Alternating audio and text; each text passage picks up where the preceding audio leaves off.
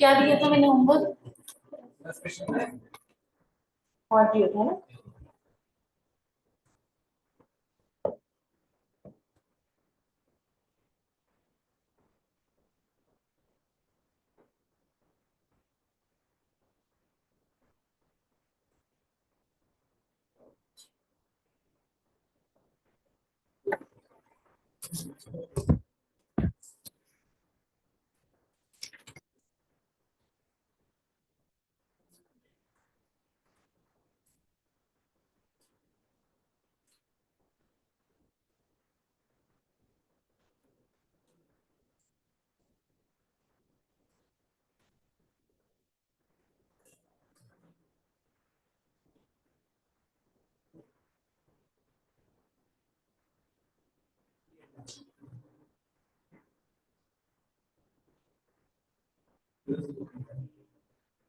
हाँ चलो बताओ। हाँ, क्या आंसर आया तुम लोगों का? Let out property 23,000 SOP minus 80,000 तो फिर नेट करके 57,000 लॉस है ना।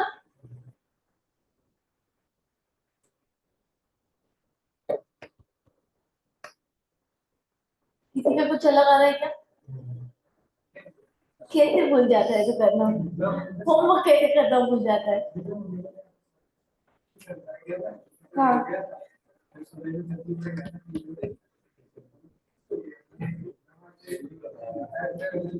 आज मॉर्निंग की क्लास में आया था। हाँ, अब रोज आना है। उस दिन मैंने कहा था तुझे कि तुझे रोज आना है रेगुलर, उसके अगले दिन फिर तू गायब हो गया था। ठीक।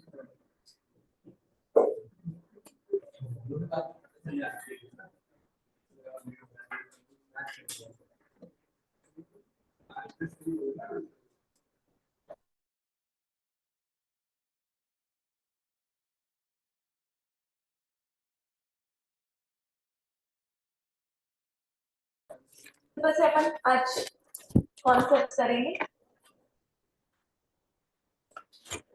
अच्छा, अपन ने पार्टली लेट आउट प्रॉपर्टी का कॉन्सेप्ट किया कल, है ना, बट वो किसके हिसाब से किया? एरिया वाइज, है ना।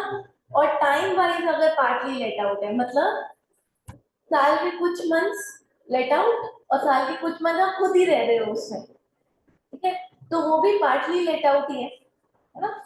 तो हेडिंग डालो, पार्टली लेट आउट प्रॉपर्टी।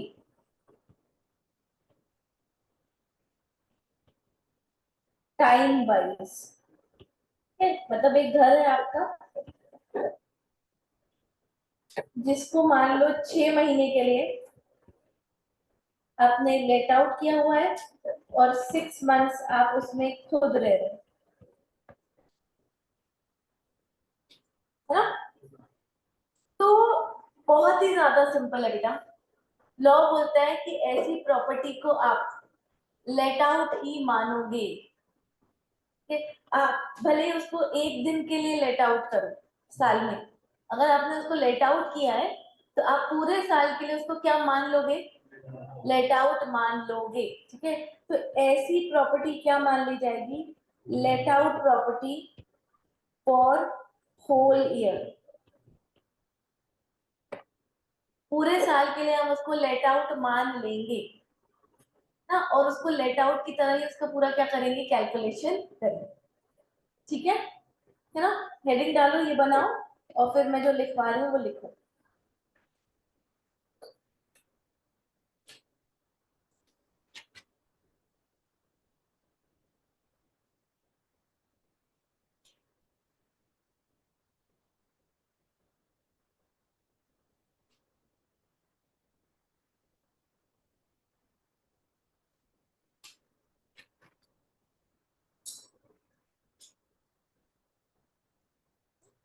लिखो, बना लिया तुम लोगों ने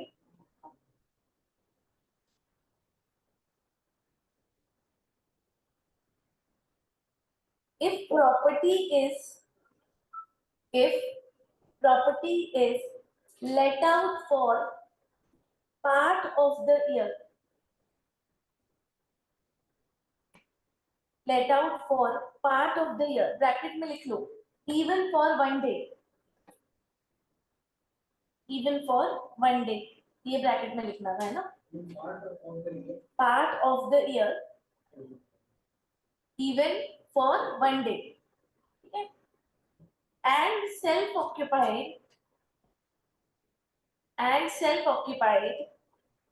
for remaining part of the year, and self-occupied for remaining part of the year, then such property is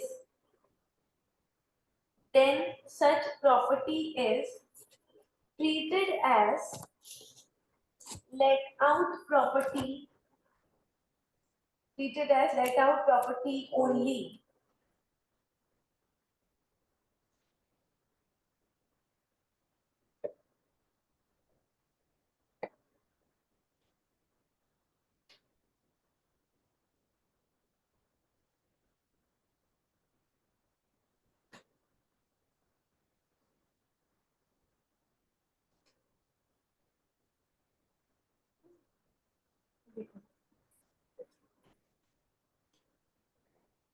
module का illustration number 7, page number 3.157,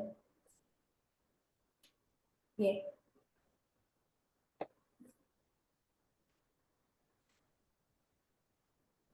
Shrimati Raja Lakshmi owns a house property, है ना, चेन्नई में, म्युनिसिपल वैल्यू 5 लाख है, fair rent 4,20,000, standard rent 4,80,000, property was let out for 50,000 per month up to December 2023. Thereafter the tenant vacated the property and Raja Lakshmi used the house for self occupation. एक अपन ने पढ़ा था part of the year let out and part of the year vacated, खाली पड़ी है, ठीक है, उसमें अपन ने वो किया था ER और एक्चुअल रेंट और वेकेटेड रेंट वाला कंपैरिजन, ठीक है, ये वेकेटेड प्रॉपर्टी है क्या? नहीं, अगर आप खुद रहने लगे हो तो वो वैकेंसी नहीं होगी, है ना, ठीक है, तो आप ये part of the year let out and part of the year self occupied के केस में आएगी. Rent for the month of November and December could not be realized in spite of owner's efforts. Unrealized rent, ठीक है, all the conditions prescribed under rule 4 are satisfied. rule 4 याद है, 4 conditions थी कि क्या थी, टेनेंसी बोनाफाइड होनी चाहिए और टेनेंसी को उसने खाली कर दिया हो, हाँ, टेनेंट ने खाली कर दिया हो या खाली करवाने के स्टेप्स ले लिए हो या फिर दूसरे घर में ना रह रहा हो और रीजनेबल स्टेप्स उठा लिए, ठीक है, तो रूल 4 की सारी कंडीशंस पूरी हैं तो अनरियलाइज्ड रेंट का डिडक्शन लेंगे, है ना. She paid municipal tax at the rate 12% during the year. She had paid interest of 25,000 during the year for the amount borrowed for repair of the house. ठीक है, compute her income from house property. चलो करोगे इसको, part of the year let out, part of the year self occupied, तो उसको क्या मानेंगे? LOP for whole year, ठीक है, पूरे फॉर्मेट के साथ, है ना.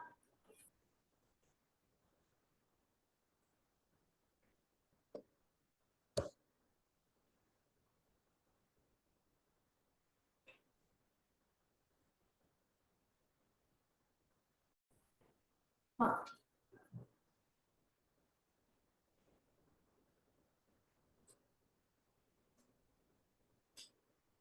लिखो, in the present solution, unrealized rent is reduced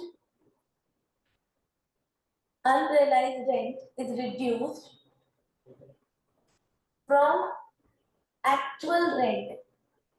In the present solution, unrealized rent is reduced from actual rent.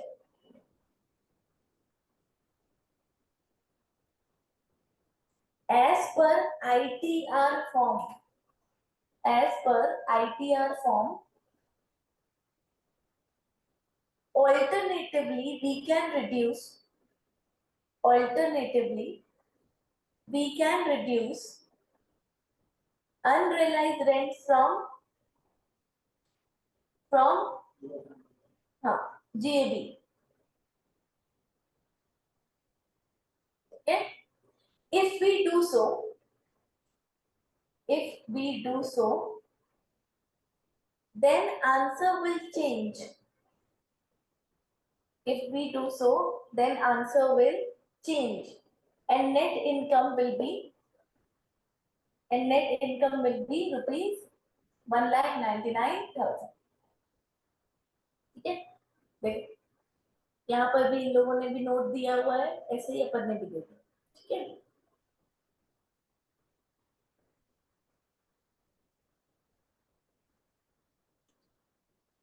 चलो अपन इलस्ट्रेशन 8 करेंगे, बट उसके पहले अपन एक चीज समझ लेते हैं.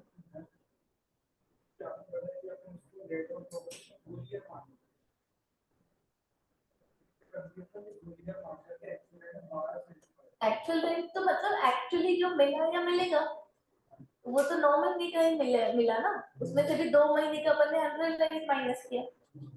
ठीक है, रिसीव्ड और रिसीवेबल 7 मंथ्स का मिला, 2 मंथ्स का रिसीवेबल है, तो 9 मंथ्स का एक्चुअल रेंट आया, और माइनस 2 महीने का अनरियलाइज्ड. ठीक है ना, एक्चुअल रेंट उतना ही होता है जितना मिला. ठीक है, चलो इलस्ट्रेशन 8 करेंगे, पर इलस्ट्रेशन 8 से जुड़ी हुई एक बात पहले समझ लेते हैं. तुम लोगों को एक चीज पता है कि हमारे पास अगर 2 एसओपी से ज्यादा है ना, तो 2 से ज्यादा वाले को क्या मान लेते हैं, deem let out property. But बेटा अगर मेरे पास 3 घर है, तो मैं किसको एसओपी मानूं और किसको डीम लेट आउट प्रॉपर्टी मानूं. मेरे पास जबलपुर में 3 घर है, तो तुम कौन सी चॉइस करोगे.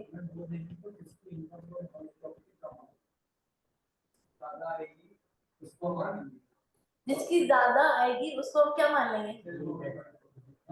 हाँ ठीक है, बट अपन को देखना पड़ेगा नेट इफेक्ट. ठीक है, तो अपन को क्या करके देखना पड़ेगा, तीनों ऑप्शंस करके देखने पड़ेंगे. ऑप्शन ऑप्शन 3, 3 ऑप्शन बना के देखने पड़ेंगे. ठीक है, क्योंकि एक घर का जो लॉस आ रहा है वो दूसरे की इनकम से क्या हो जाएगा, रेट ऑफ हो जाएगा, है ना. तो हम ऑप्शन 1 में अगर ले रहे हैं, जैसे इसको एसओपी, इसको एसओपी और इसको डीम लेट आउट कर रहे हैं, फिर हम देखेंगे कि ये ऑप्शन लेने पे नेट जो हमारी इनकम फ्रॉम हाउस प्रॉपर्टी है वो कितनी है. दूसरे वाले में मान लो हमने SOP, deem let out property, SOP मान लिया. तीसरे वाले में हमने इसको डीम लेट आउट प्रॉपर्टी मान लिया, इन दोनों को एसओपी मान लिया. तीनों ऑप्शंस में आपको देखना पड़ेगा कि जो net income from house property आ रही है वो मिनिमम सबसे ज्यादा किस में आ रही है, और फिर हम वही वाला ऑप्शन क्या करेंगे, सिलेक्ट करेंगे. क्लियर है क्या.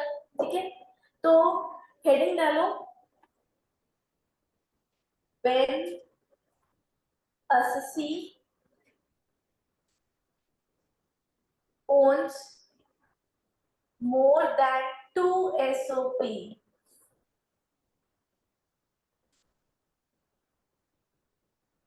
more than 2 SOP.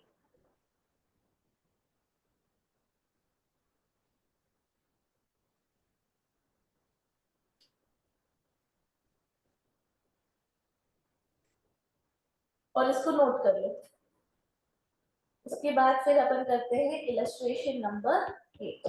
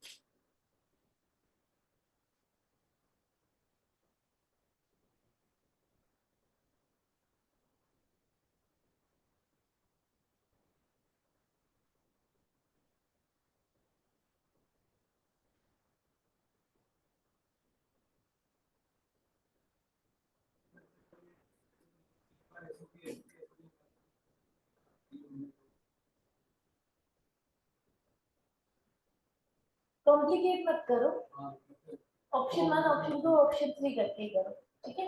एग्जामिनर को भी तो समझ में आना चाहिए ना तुमने किया क्या, लिख लिया तुम लोगों ने। हाँ चलो मैं दिखा रही हूँ इलस्ट्रेशन नंबर 8, पहले देखो जल्दी से। Ganesh has 3 houses, all of which are self-occupied. The particulars of the houses for previous year 23-24 are as under, ठीक है। तीनों की municipal value, fair rent, standard rent, date of completion या परचेज दिया हुआ है, municipal tax paid during the year rate दिया हुआ है, interest on money borrowed for repair of house property during the current year, है ना। रिपेयर से याद आना चाहिए, मैक्सिमम डिडक्शन अगर एसओपी मानेंगे तो कितना होएगा। अच्छा डीम लेट आउट प्रॉपर्टी के केस में इंटरेस्ट का लिमिट कितना है, बट एसओपी मानेंगे तो लिमिट हो जाएगी 30,000। फिर इंटरेस्ट ऑन करेंट ईयर और money borrowed in April 2016 for purchase of property, दोनों कंडीशन पूरी तो कितना करना है, मैक्सिमम 2 लाख, 1,75,000 पे किया, ठीक है। तो 2 लाख का मैक्सिमम है।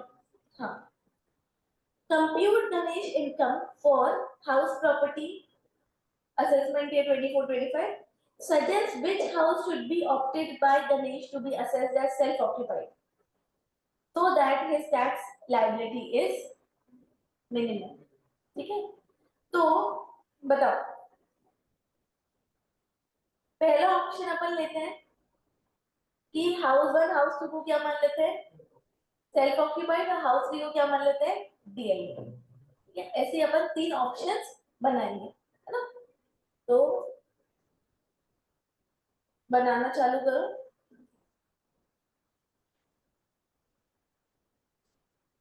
Option 1 house 1 and house 2 SOP, and house 3 being let out property.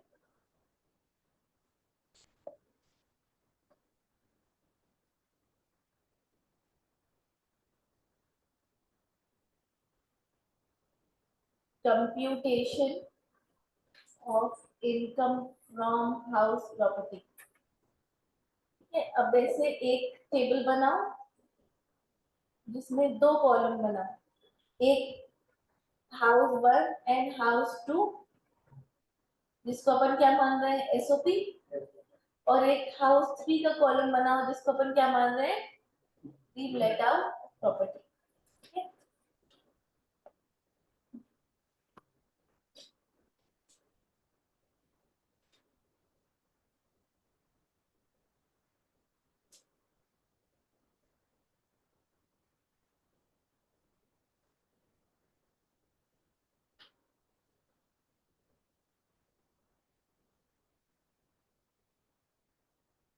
है ना।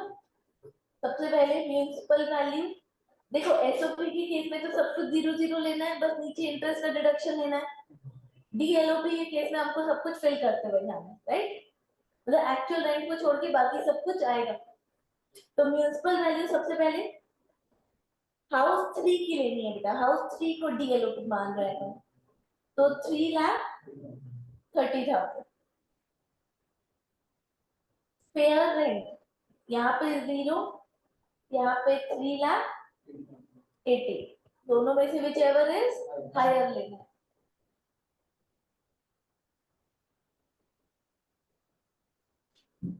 हायर लिया 3,80,000, फिर क्या लेना है, स्टैंडर्ड रेट, एसओपी के लिए 0, हाउस 3 का 3,75,000, दोनों में से विच एवर इज लोअर, 3,75,000, ये आ गया हमारा एक्सपेक्टेड रेंट। एक्चुअल रेंट दोनों जगह 0-0,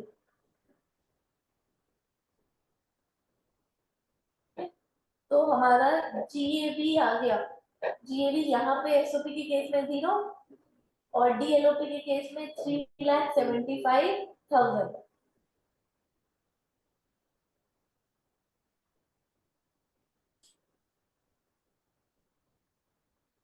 माइनस करो म्यूनिसिपल टैक्स। एसओपी के केस में 0, म्यूनिसिपल टैक्स 6% है 3,30,000 का।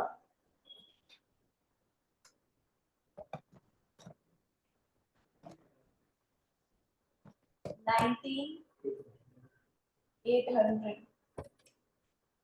बचा कितना?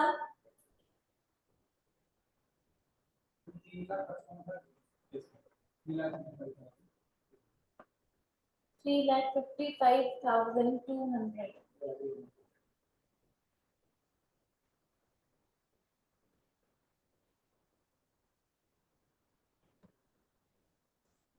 Minus standard deduction.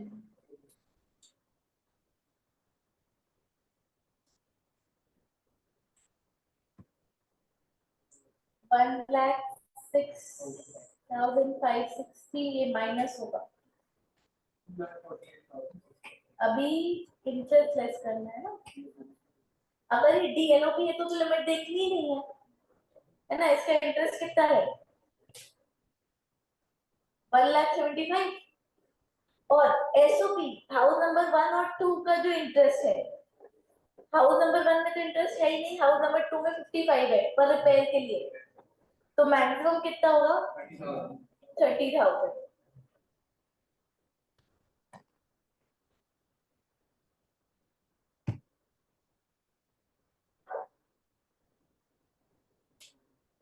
$73,640 इनकम आई डीएलओपी की और 30,000 लॉस आया एसओपी का। दोनों का नेट करेंगे तो कितना आएगा? तो income from house property is 43,640। Option number 1।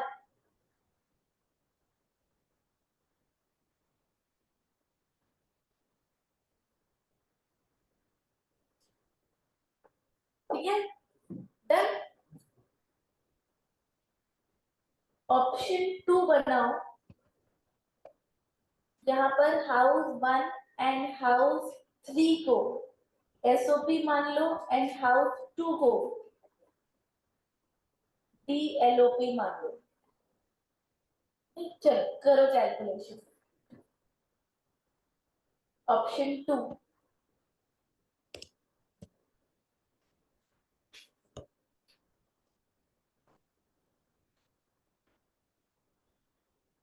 लेंगे। ठीक है, दो घर है तो देखो हाउस 2 का कितना आ रहा है, मैं यहाँ पे ये वर्किंग नोट भी लिखना। ठीक है, देखो अब मैं लिख रहे हैं working note for option number 3। House 2 का इंटरेस्ट ऑन लोन कितना है बेटा? 55,000 restricted to 30,000 एंड हाउस 3 का इंटरेस्ट ऑन लोन कितना है? 1 लाख। पूरा का पूरा मिल जाएगा क्योंकि 2 लाख की लिमिट है। तो जो इंटरेस्ट ऑन लोन होता है हाउस 2 एंड हाउस 3 का वो कितना होता है? 1,75,000 प्लस 30 2,05,000। बट बेटा मैक्सिमम सारे घरों का भी मिलाकर कितना मिल सकता है? 2 लाख ही मिल सकता है। ठीक है, तो मैक्स इंटरेस्ट अलाउड, ठीक है, कितना है? 2 लाख। हाँ ये वर्किंग नोट बना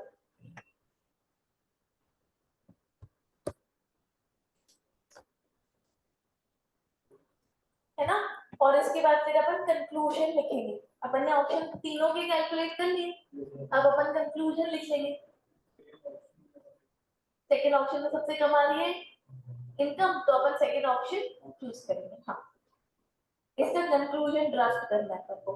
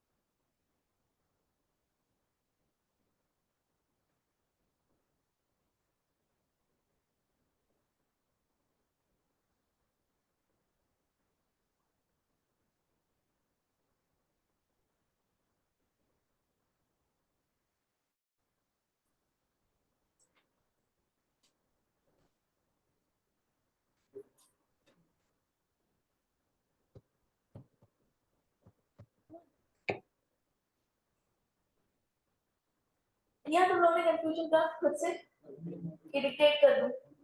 कर लो।